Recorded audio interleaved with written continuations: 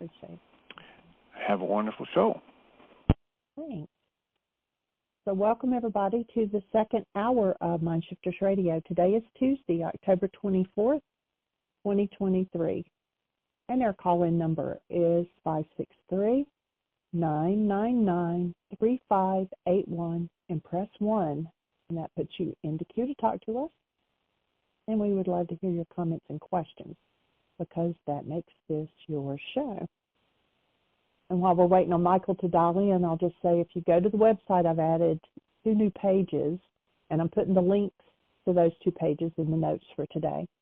We've been talking about Robert Sapolsky's That Man Doesn't Have Free Will, and we're going to continue talking about that today.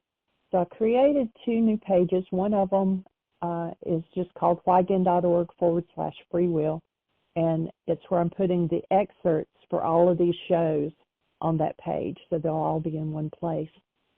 And then there's another page. We had mentioned Stress, Portrait of a Killer multiple times, but we didn't have an actual page. So I've created a page for that and put several links to his videos that we referred to. And most of those were you know, he studied apes for 40 years, I guess. And his visits to Kenya, and one of the unique stories was about this one troop and how the alpha males were the most angry, stressed members of the troop. And when the troop had gotten into some tainted meat, it was the angry, stressed ones who met their demise. And the remaining ones, which were mostly females, very quickly transformed into a peaceful troop. And even new males that would come into the group, it wouldn't take but, you know, a few months for them to realize, hey, my alpha aggressiveness isn't going to work here. And they would become, you know, more peaceful. And so it transformed them. And then he had another documentary. He's got several.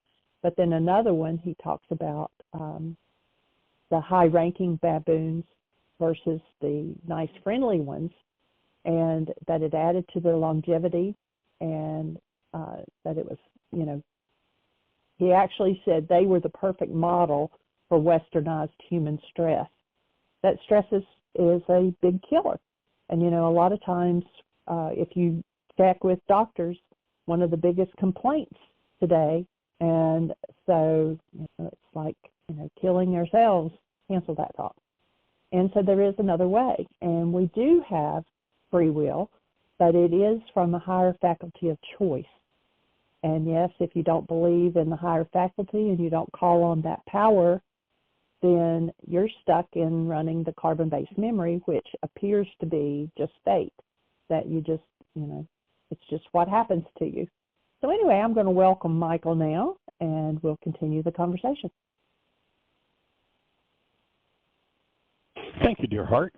And I didn't hear everything you said about the latest video that you found on his work, but I watched it, and there's one really important distinction that doesn't show up in the video, and that is the guy just talks about, if it's the same one, sweetie, that you looked at, the guy just talks about, you know, there's a resort that threw away some bad food, and, you know, that it was the alpha males, the angry, nasty ones that died. But actually the food wasn't just, you know, old, bad food. It was tainted with tuberculosis, to which baboons are susceptible. And the baboons that didn't live in the angry, aggressive, you know, I'm going to tear your eyes out world, didn't succumb to the tuberculosis. Those with the added stress of their hostility, and I mean, I don't know about baboons, but my assumption would be that the reason why the baboon is so angry when there are others who aren't is they're living in fear. So, you know, the load that goes along with it. So anyway, I thought that was an important little piece to add to the puzzle. And so let's start out and open the gate with a question. If Anyone has anything to bring up from yesterday's session? Any thoughts, questions, anything to reinforce, disagree with, agree with? There are some hands up, but I think they're left over from Dr. Tim. So if you press 1 on your phone again, your hand will go down. And then if you press 1 again, then it'll come back up again, and I'll know that you're wanting to talk during this second hour.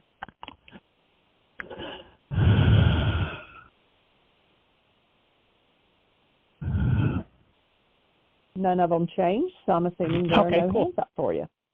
All right, sweet. Well, the stage we're looking at in the article, now he's using an example. He's trying to prove that no such thing as free will exists. So he gives, we kind of tailed off with this yesterday, imagine a group of friends go to a story, a movie about an inspiring activist. One applies the next day to join the Peace Corps. One is stuck with the beautiful cinematography and signs up for the filming course. The rest are annoyed they didn't see a Marvel film. And, you know, one of the workshops that we do is called Purpose, Personal Power, and Commitment. And the theme of that workshop is kind of that your purpose for life, for anything, is the rudder that steers you. And so as opposed to this being something, this being proof of and voiding free will, actually this particular idea that he brings forward, this metaphor for his thesis that there's no free will, is actually, to me, proof that what we need to know is who we are and what our purpose is. Because the purpose I have for a particular situation will determine what the output of my mind is. And remember that perception, basically living in the world or talking about, might take the world of perception and doesn't go beyond it. Perception is a construct of the mind driven by goals. So let's use another example, a separate example, and then we'll go back to this one. I think it'll make my point make more sense. Let's imagine that you've got a friend that you really cherish and just, you know, really honor, and you're getting ready to do a trip to the Bahamas, and you invite them to come on the trip to the Bahamas because you want to honor them and thank them for the role they've played in your life. So you're there in the Bahamas enjoying the scenery, the water, everything, and your friend, cancel the thought, gets caught in a riptide and drowns. You had a purpose, you had a goal involved with this friend, and obviously there's going to be something other than celebration go on for you when that event happens. But let's imagine you had a different goal. Let's imagine you had a friend and you wanted to steal his business. And you'd set up everything, insurance and all those things were all set up. All he has to do is die and you become the inheritor of his business. And you bring him on a trip to the Bahamas, and when he gets caught in the riptide, what's your mind output? Same exact mind, nothing different.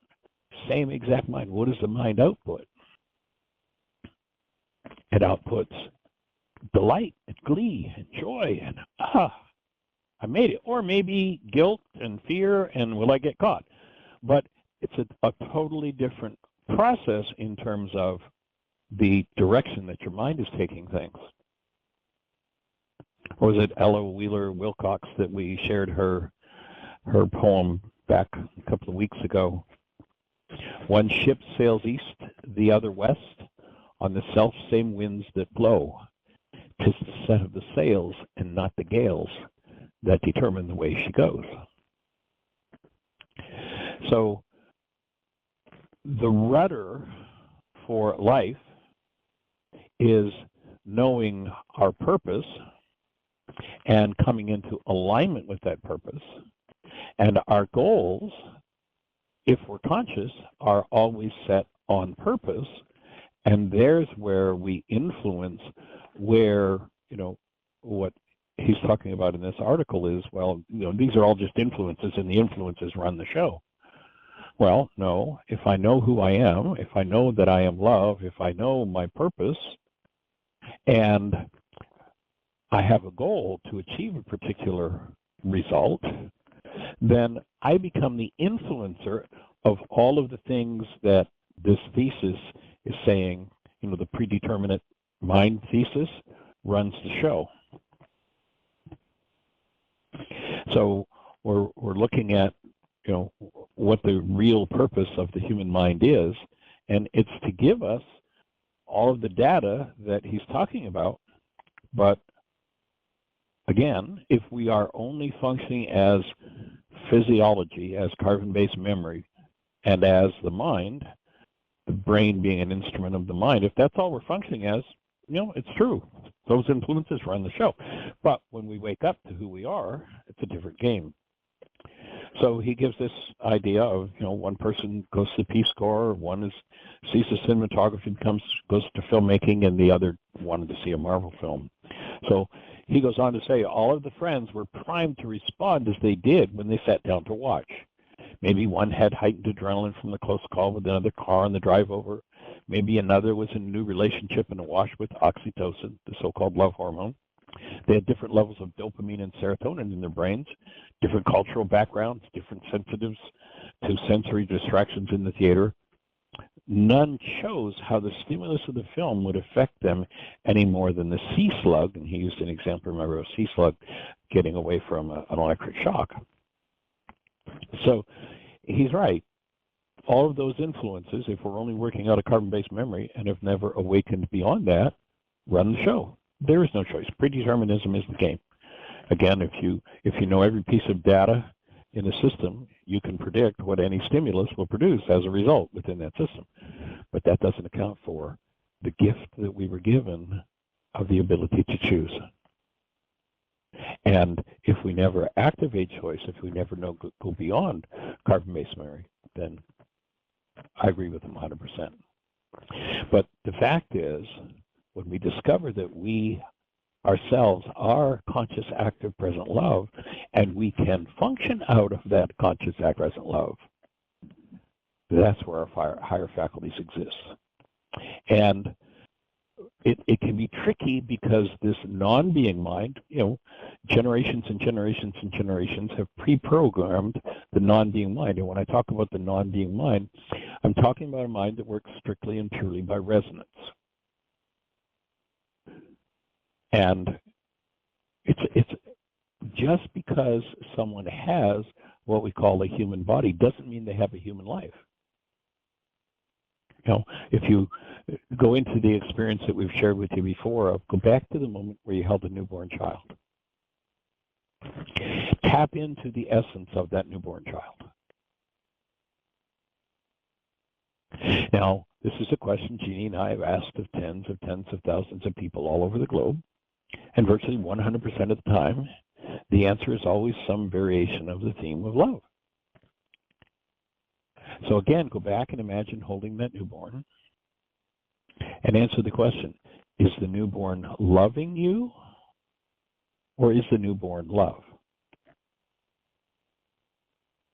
It's pretty clear that the newborn is. Human life, I would offer, is the conscious active presence of love. Without it, we don't have a human life.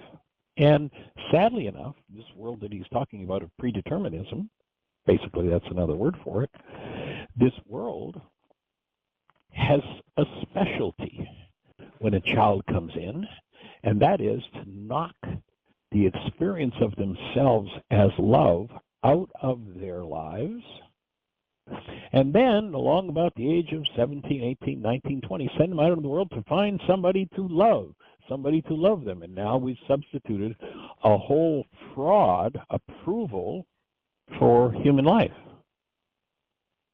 Notice if you watch the video on stress, the big stressor is that these creatures, whether they're the baboons or the humans, are not getting approval, are not fulfilling their goals, are not achieving what they want to achieve to experience themselves as worthy. Whereas human life, when you experience who you are as a human being, worthiness is just part of the package.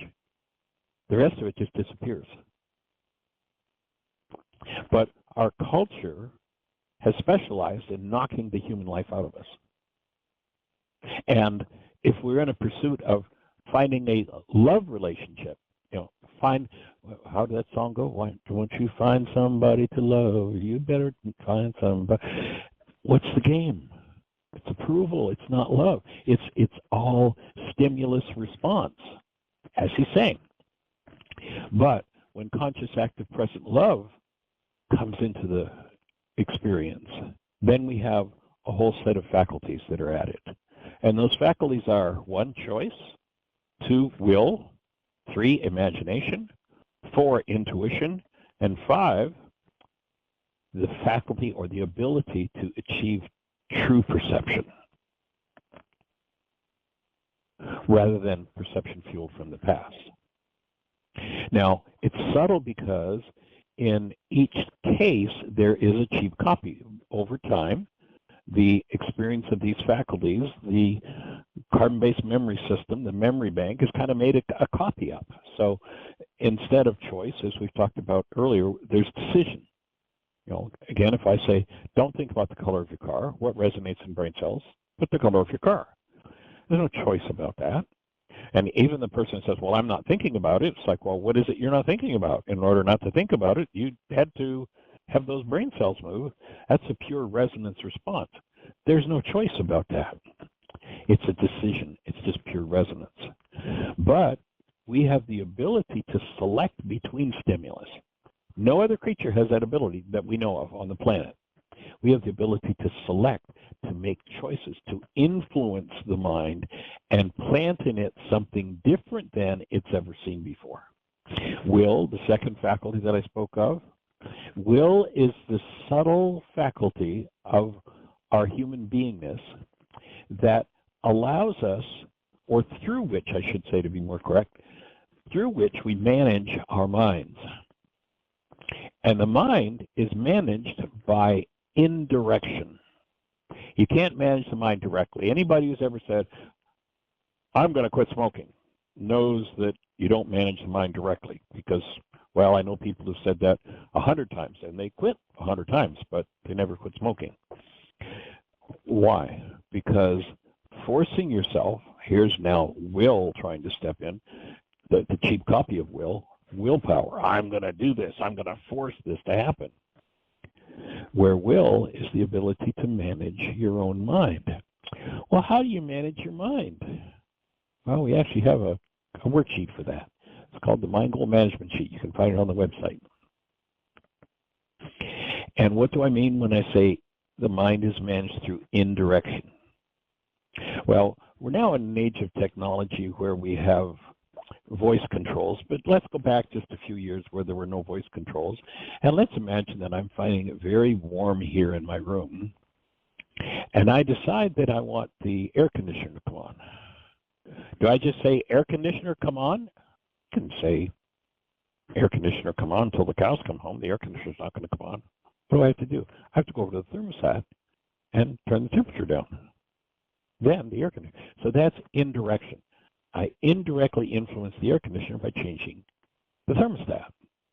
Well, the human mind is managed in exactly the same way. And most people don't know this. The human mind is managed by goals. Now, we have pre-programmed in carbon-based memory 1,000 generational goals, 1,000,000 goals probably, or millions of goals. And circumstances resonate the goal that's there from maybe 2 or 10 generations ago, and bingo, that goal takes over, and gee, it seems like the whole thing is just run by the automatic decision system. But not if I know that the reason I'm experiencing this, let's say, traumatic output of my own mind, this painful traumatic event, is because I loaded a goal in my mind that resonates that pain and trauma in me. If I know how to manage my mind, I recognize that this perceptual construct of my mind that's so painful for me is a product of a goal. I can cancel that goal And when I do, then that pained perceptual construct will collapse on itself. And when it collapses on itself, I get to access the underlying inclination that would like to run the show. And when I bring it forward in the presence of active love, anything that's not in alignment with love is just blown away. Transmutation of energy. It's instantly transmuted. It's instantly changed. So that's what happens when I know how to run my mind, and that's an act of will. It's a spiritual faculty. Without it, yep, he's right with this, predetermination runs the whole show. And the cheap copy of that ability to be conscious enough to know that the way that stress is created is by setting a goal, and the way that stress is alleviated is by canceling a goal,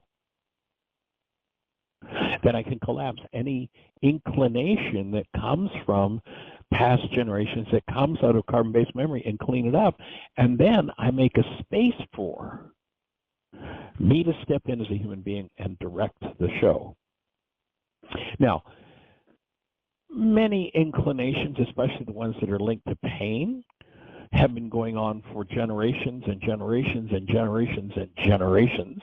Look at that story of the Jews wandering in the desert for 40 years. Do you think that was really a story about people being lost in a hot, sandy place that was 35 square miles? Do you think that was what it was about? They were lost there for 40 years? You think they didn't know enough about astronomy to get up in the morning and know that the sun rises in the east and sets in the west, and follow it, the sun, and be out of the desert within a couple of days at most? Do you think they were that stupid? No, it wasn't about being lost in a 35 square mile area. It was a story about the unconscious. That word desert is a code word for the unconscious. So yeah, most people spend about their first 40 or so years in the desert, functioning unconsciously, with no idea which end is up. They're being run, as he's speaking about, by all of those influences in carbon-based memory. And what did they say had to happen to get out of the desert? The old generation had to die off. Now, that doesn't mean everybody in old physical bodies has to physically die. The root of the word generation is genare. It means cause. All of the causes held in the mind from the past, all of the inclinations that would like to run the show, if we were to give them the capacity to like, all of those energetic impetus will tend to run things until we wake up. Take a hold of them and get rid of them.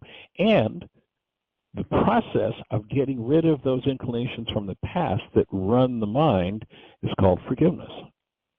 Again, nothing to do with, I'm going to let you off the hook for what's happening inside of me, but it comes from a space of recognizing, oh, I have an untoward influence in my mind. I have this inclination that's firing in me that I recognize as corrupt data, and I choose to remove the corrupt data. And when I remove the corrupt data, I'm freed of that influence. You know, how many of you said, oh, I'm never going to do that again? But they didn't have any clue. You know, we all heard about the alcoholic, and, you know, he had a drunken night and did some terrible things, and next morning he's to his wife, saw him, I'm so sorry, honey, I'm so sorry, I will never do that. And he means he'll never do that again. But if he never goes in and cleans up his carbon-based memory system, the next time he's got that much alcohol in his system and that stimulus, whatever it was, occurs, if he's never removed that behavior, he's going to do that behavior again. It's just, you know, as simple as night follows day. That's called living in the desert. What was the alternative? The promised land. It wasn't about a place with, you know, palm trees and dates and, you know, beautiful women. That wasn't what the desert or the promised land was about.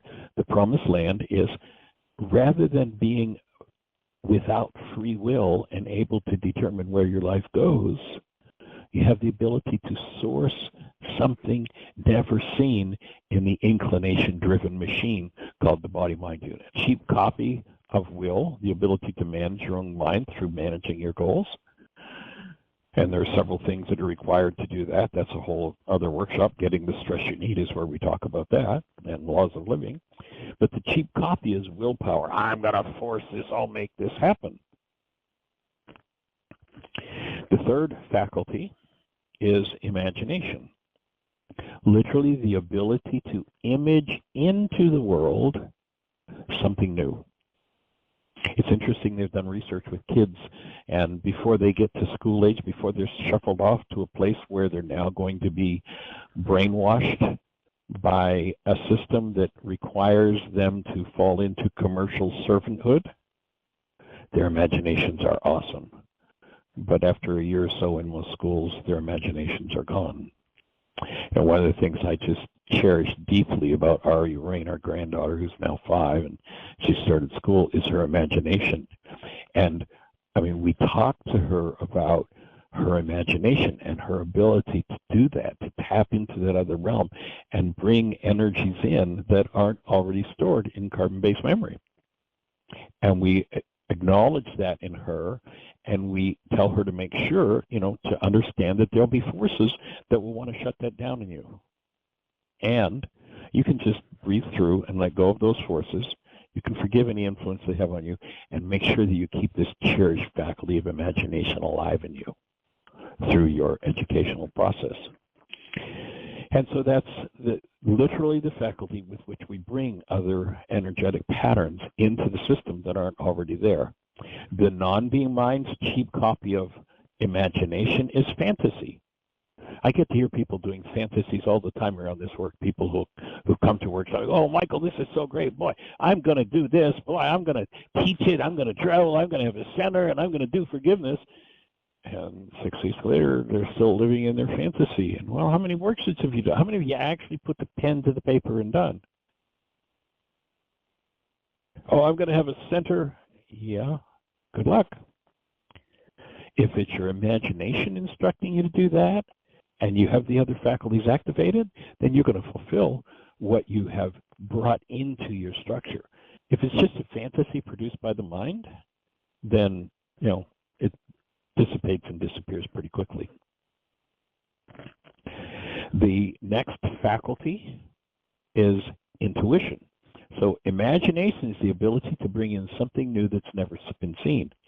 Intuition is the ability to live directly in the actuality of the world rather than live in the world of perception.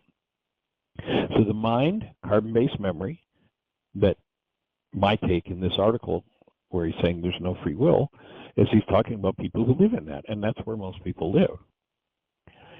The Harvard research that describes the way the perceptual mind works in Harvard, they came up with this research. We talked about it in an earlier show, but just to repeat it because it fits perfectly here and fulfills a different point, is that in a time frame where they can measure 10,000 units of electrical activity in the brain, it's about a 25th of a second, the max amount of data that goes into conscious awareness is 9 bits.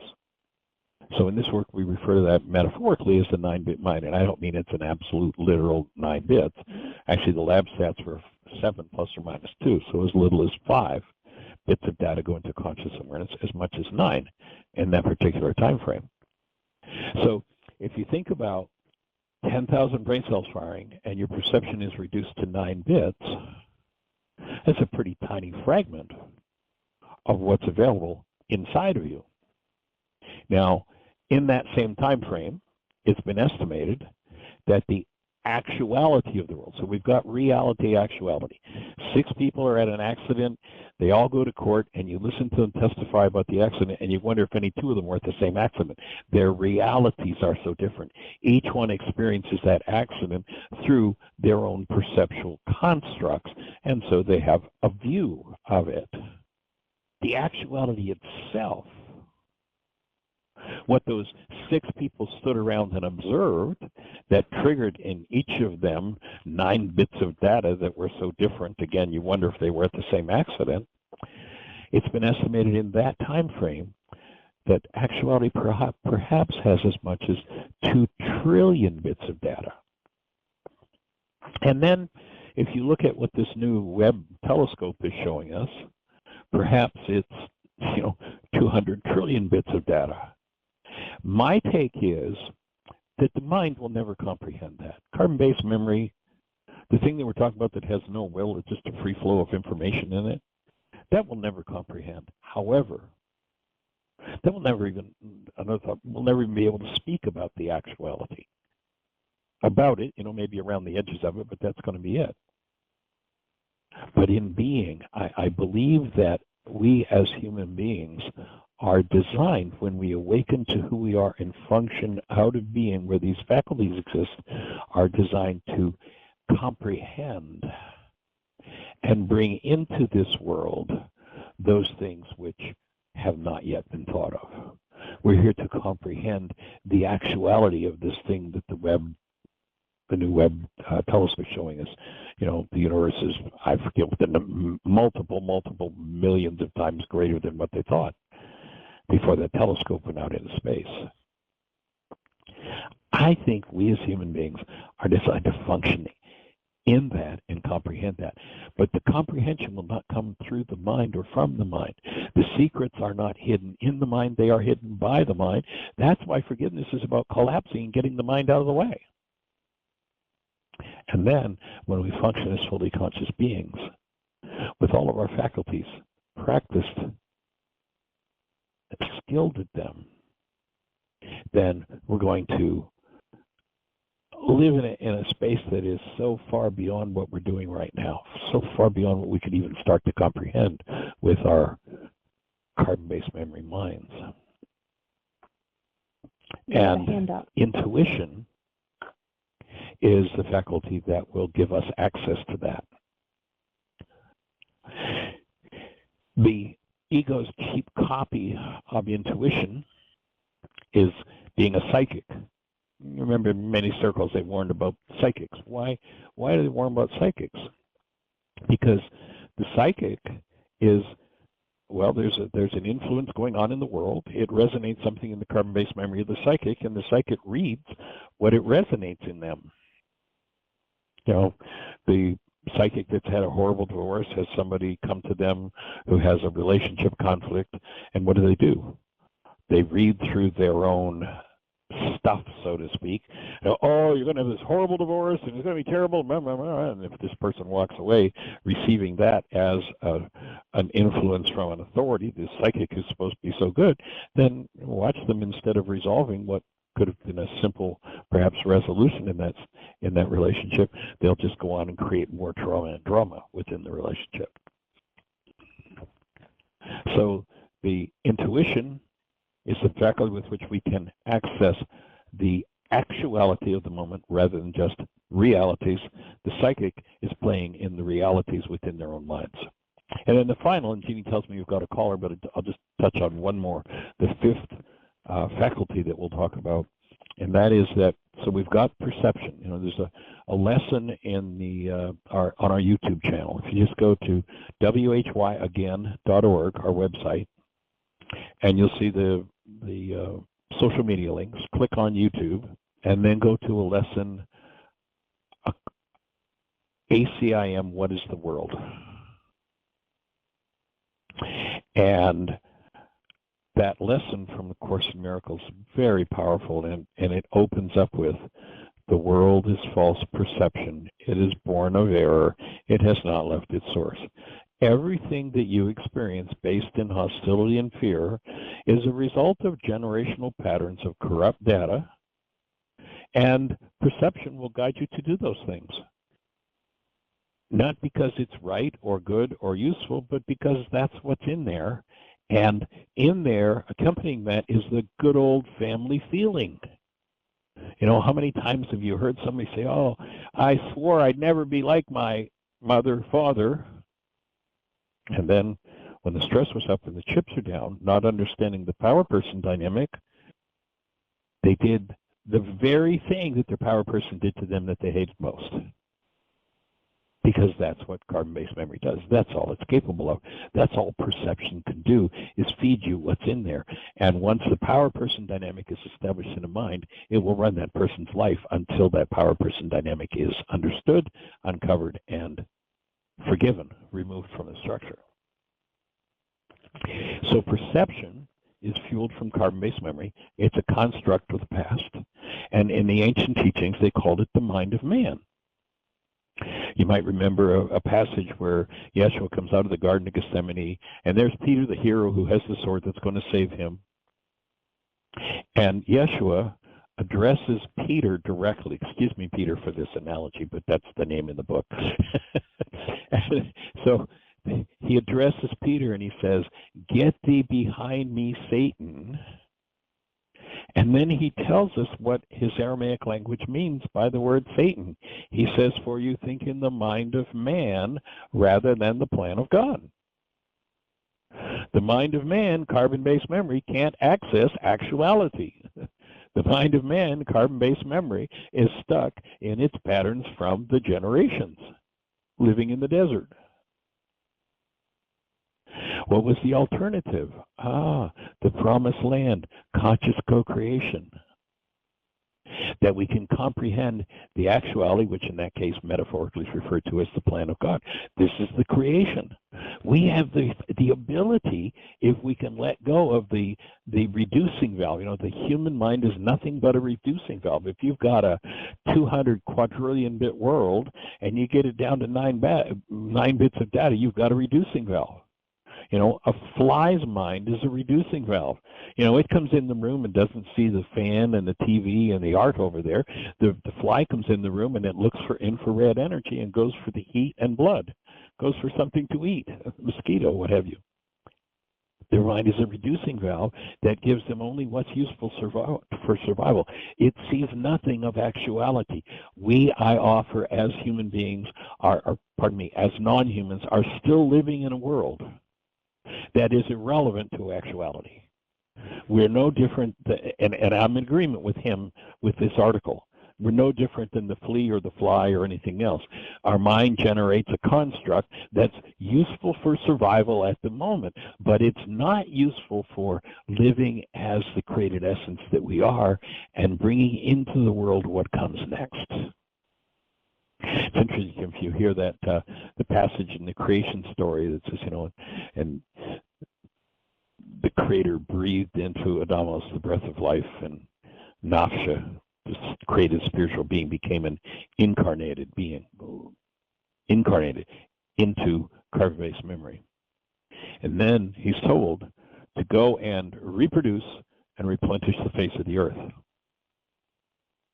Most everybody listened to the reproduce instruction and had no clue what it meant to replenish. And in Aramaic, that word means bring to completion, finish the creation. Use your originative faculties to bring into the world what you are uniquely here for. And the game of kings is to make sure you never do that. The king wants your energy to be used to produce the results he wants. He wants you to be a good commercial servant. And so, to hell with your faculties. In fact, I'm going to make sure you never understand that you have any higher faculties, and then you will be a good slave to the king. But my offering is that's not what we're designed for. We were designed, rather than looking down, you know, it's interesting, and you hear the fear-based mind's interpretation of the scriptures, and you see people walking around with this, repent, for the day of judgment is at hand. Of course, the guy that's going to judge is the one who, when he was here, said, I didn't come to judge. But they've got it all made up that he will judge someday. That's his new job. That's the fear-based mind. The word, and it's true, you need to repent. And the word repent, pense means to think. It literally means that you need to turn your mind in another direction. You know, imagine that the being is right there above this human form, what we call a body-mind unit, with the mind right there at the top of the head. And the being is looking into the screen of perception, 9 bits of data, and it's hypnotized, it's locked, it's lost in there. Carbon-based memory is running the show. The solution is to repent, literally to turn our thinking, our minds in another direction. There is quite literally another mind available to us. It was called the mind of Christ, which literally is the mind of love. And with that mind, we introduce into the carbon-based world something that's never been seen before. We replenish the face of the earth. So that would be the difference between perception,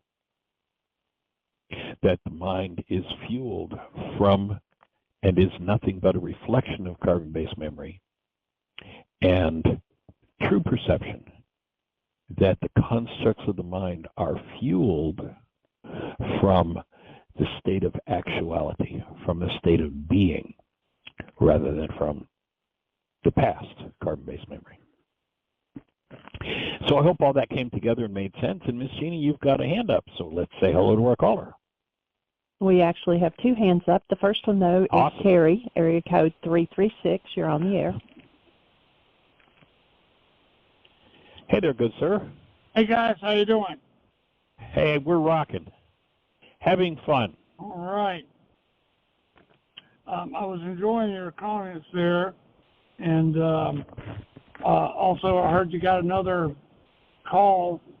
My call was I woke up this morning thinking about the movie Inception, and Right. when it came out, we were out in Heartland, and it, you really flashed onto that, and I just wanted to hear your rendition of how that related to the work at some point. If you've got something else going on, I understand it. That was what was pressing on my mind. Well, for me, what the movie Inception did, and we haven't watched it for a while, maybe that's another one we need to pick up and watch again, because it's really powerful to show how all these interacting levels can be so complex. Actually, in a sense, if you look at just the influences, it really reinforces Sapolsky's idea of all of these influences. But then when you bring conscious awareness in, you got a whole different game. But I think, to me, Inception was just a beautiful example of how energetic patterns tend to run the show. And, of course, when you have forgiveness, you can weaken the energetic patterns that run your show to look like your generations looked and change the game and take life in a whole different direction. That would be my take on it in the short form. Yeah, I get. Yeah, okay, thank you. And as you were talking about that, it kind of rattled some cells in my brain there. Where not only that, but it's also like it was an example to me of the file folder effect and the cascading opening of the files and deeper, and how that once the thought gets planted into my mind, there's going to be a little bit of extra work on some more than others. You know, some that are deeper, then I'm going to have to go a little deeper and do a little bit more work. Yes. To delete that. Oh. Yeah. Yeah, my take is that's a place, that's kind of the juxtaposition where knowing your purpose is really important. Because when you know your purpose, like really truly are tapped into who you are as a human being and know your purpose, there will be things from the generational mind, carbon-based memory, that will come up and they'll look very attractive and maybe be things you like to do. And what I found when I really got crisp and clear on purpose was there are things that in the past my carbon-based memory would have inclined me to do. I like to do them, and I go do them. But when I now use the standard of my purpose, and those things come up and they don't align, they don't serve my purpose, then I just don't do them. And then other things that in the past I would have rejected, you know, I don't like to do, I don't want to do it, but when I recognize that it's in alignment with my purpose, I do it anyway because that's how I align. You know, as an energy system, we bring through more energy and aliveness, not by efforting and struggling, but by aligning. So when I align with my actual purpose, I'm maybe going to do things that I'd rather not do, that I don't even like to do, but because they're part of achieving my purpose, I do them anyway.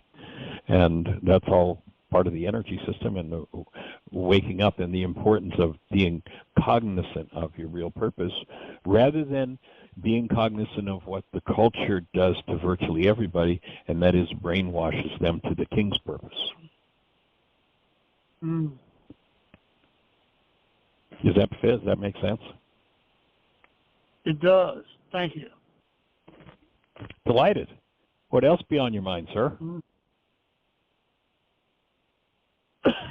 Well, you know, I went through this like deep layer of grief that came up yesterday, and just really breathed through it. It wasn't even figuring it out, but I kind of attribute it to our breath session and getting in there. Your still point session Saturday, yeah. That was powerful. Yeah, clearing that energy out. And then I was up early this morning and was looking around, and I came across that article that I sent to you. It's kind of long. It took a while, but I hung in there with it because I found it to be fascinating about this whole physics and all this kind of stuff. Whenever you get a chance to, we can talk about that. Yeah, I will. I haven't read the article yet. I read the short, the one paragraph or a couple paragraphs you sent me, and it ties right in with, we're now moving out of the world of what we've called physics into quantum, into subtle energy influences. And when the ancient teachings say the mind of man, carbon-based memory, has not conceived of what lies in store, I think that's what they're talking about. And we're designed to be able to conceive of that, but we have to get out of to be out of our minds. That's the game. You got to be out of your mind. Yeah, I can't wait to hear it. It's a long read, and one of the things he introduced was that with the physicists and the discussion about this and that and all, that they haven't taken into consideration gravity. He threw gravity in there, and how gravity figured into that whole equation, and in the aspect of time jumping, and that all sounds real sci-fi and all that, but he put it in a very scientific way about the way that you would shift around these different pieces of reality, and that's as a human structure, we have all that fantastic stuff going on, but our minds aren't capable of grasping all that, but we're a part of that. It was just very empowering. And being, to me, when we look at it, we think about it from that point of view, this body-mind unit is just an instrument for expression in the world, for being. Yeah. And it's limited, like the fly, the leopard, each creature has its own perceptual constructs that contribute to its survival. My take is there comes a point where now that we can observe the whole thing, we can see that there is a power behind it all that's busy building instruments of expression of what lies unexpressed. And we're on that continuum. And, my take would be, if we were to look at the continuum being from 1 to 100, the fly or the mosquito is maybe at a 1, and we're maybe at a 6 on a scale of 100 as to what we ultimately are designed to be able to comprehend, express, and work within.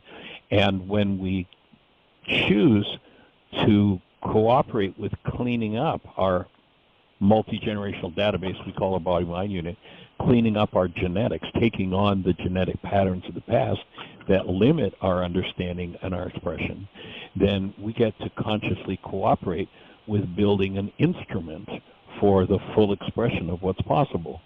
Let's say I love Mozart, and I've got my $10 transistor radio tuned to Mozart, and I'm listening to Mozart. Well, yeah, that's one instrument to listen to Mozart through, but imagine I've got a $100,000 stereo system and tuner, and I listen to Mozart. Now I'm really listening to Mozart, a whole different game, the instrument it's coming through. And to me, our conscious cooperation with upgrading this multi-generational database called the body-mind unit, this instrument, gives us more full expression and possibility. Consciously cooperating with understanding who we are and where we're going, what's possible. And to me, that's kind of like, that old song, "What's It All About, Alfie?" That's what it's all about. What it's all about. Mm-hmm. Yeah. And one of the key things to the full function of the instrument is you got to get rid of all the corrupt data in it. And that means everything based in hostility or fear has to go. because those corrupt data pockets of information destroy the instrument and the ability for the instrument to achieve full expression. So this is just this instrument is just a mode of expression, and as we choose to upgrade it, our whole experience is upgraded. That's what the work is about to me. Yeah. The ancient teachings of the mind of man is not yet conceived of what lies in store. We're designed to be able to conceive of it, but not while we're stuck in the 9-bit mind. Excuse me, go ahead. And then we get to go sit in the front row of an actual orchestra, like one of the renowned orchestras of the world, and have that experience. Exactly. Next level. Yep. And we're designed as beings to go to that live experience, not experience it through an instrument. That's why you hear me over and over saying, in order to heal, you've got to be out of your mind.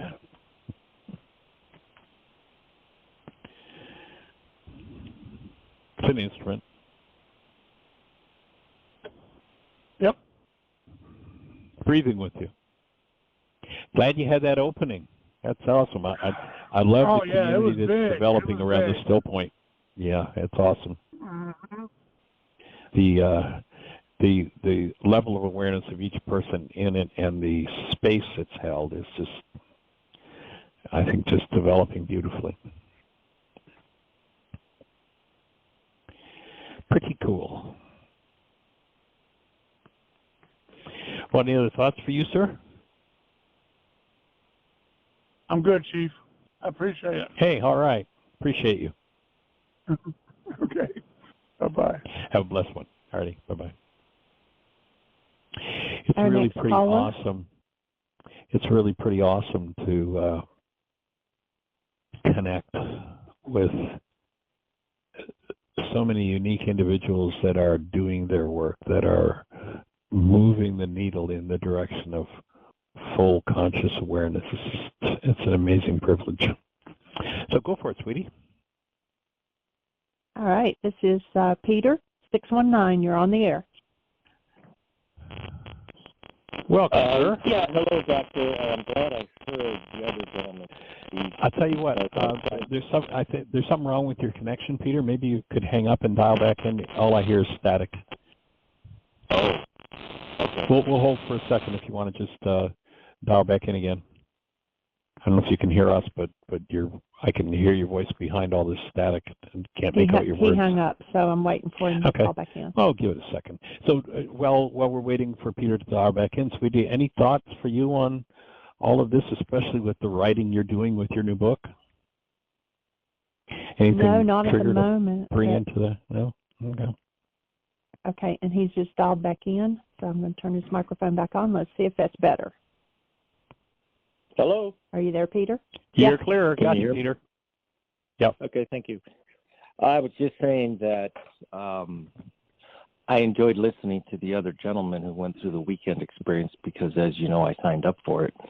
And now, I don't know if this is normal, but I'm so excited to get back into the groove of doing this, but now I'm actually half petrified of what I'm going to discover.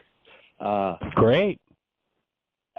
So I guess that's the reality awesome. You have good reason to be. You have good reason to be, sir.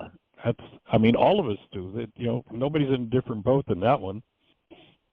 Yep. But so it's becoming more real every day.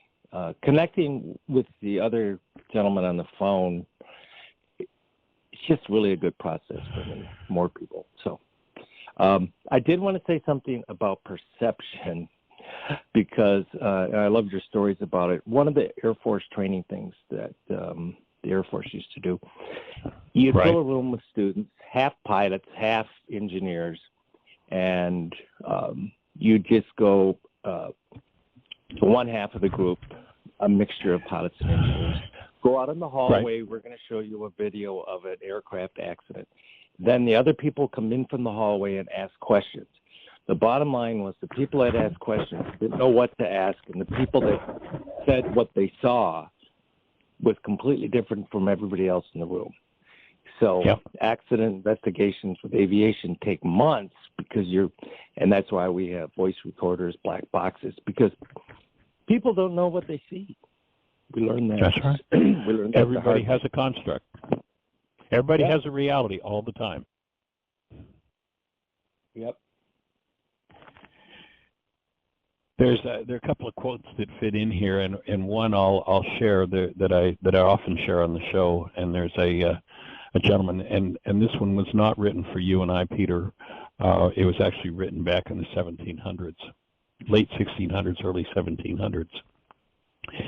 And a gentleman named Francois Fenelon talks about what happens when you start to delve in to the mind.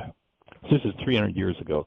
There was this level of understanding, and what he says is, as the light increases, we see ourselves to be worse than we thought. We're amazed at our former blindness as we see issuing forth from the depths of our heart a whole swarm of shameful feelings like filthy reptiles crawling from a hidden cave. We never could have believed that we had harbored such things, and we stand aghast as we watch them gradually appear.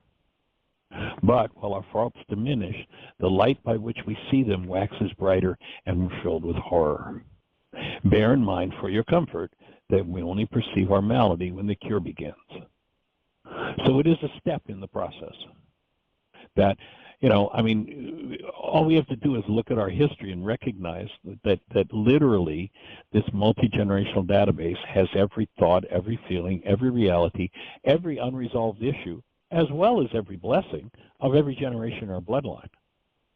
And you just look at the history of the world, and you look at some of the crap that's gone down, some of the trauma, the just pure, literally, so-called human beings functioning out of mental illness. And we've all got that in our history. And that's ultimately what needs to be faced. It's making sense. And then now with the internet and social media, I guess it's even getting worse. Well, more is coming out into view for sure. Well, thank you. Delighted.